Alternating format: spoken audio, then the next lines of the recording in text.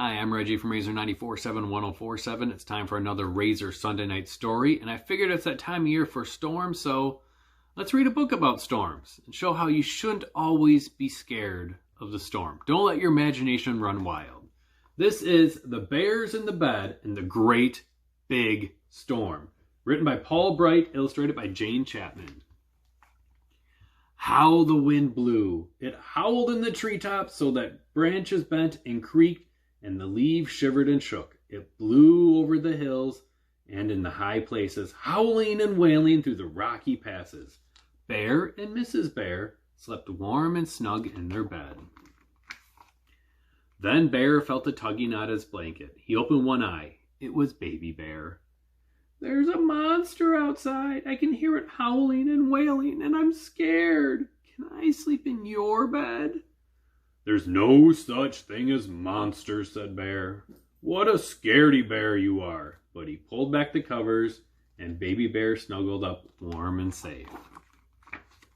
How the thunder crashed! It boomed and crackled, so the house shuddered and the windows rattled. It grumbled and rumbled and echoed and faded, only to boom and crash again. Mrs. Bear and Baby Bear slept warm and snug in their bed, but Bear lay awake, with his paws over his ears. Then Bear felt a tapping on his shoulder. It was Little Bear. "There's a monster outside. Its tummy is rumbling and grumbling, and it's going to eat me. Can I sleep with you?" "There's no such thing as monsters," said Bear. "You're another scaredy bear." But he lifted the covers, and Little Bear snuggled up warm and safe. How the lightning flashed! It forked and flickered, lighting the scurrying clouds and splashing quick black shadows on the windows and walls. Mrs. Bear and Baby Bear and Little Bear slept warm and snug in their bed, but Bear lay awake with pillow wrapped around his head. Then Bear felt a tap on his nose. It was Young Bear. "There's a monster outside. It has huge twisted horns, and it's making shadows on my wall. Can I sleep in your bed?" "There's no such thing as monsters," cried Bear. But he let Young Bear climb into bed, where he snuggled up warm and safe.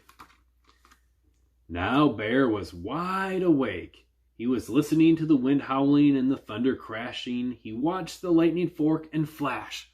Young Bear's right, he thought. The shadows on the wall do look like monster horns. And he pulled the covers right over his head.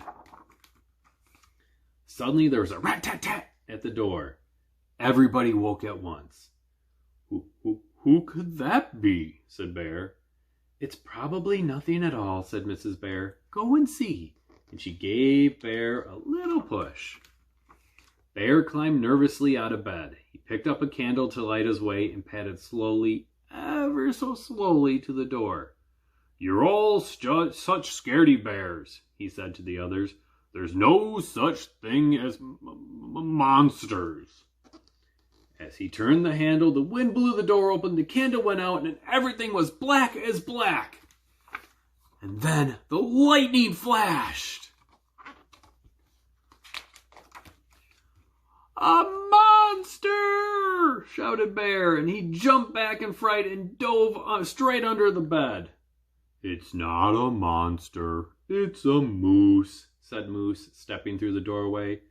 "The storm has blown my house away. Can I sleep in yours?" Bear peered out from under the bed. Baby Bear and Little Bear and Young Bear laughed and laughed and laughed. "What a scaredy bear you are," they said. "Don't you know?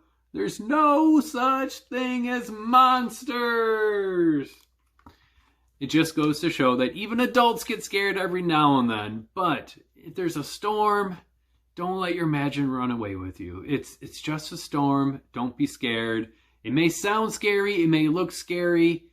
But try to sleep through the night.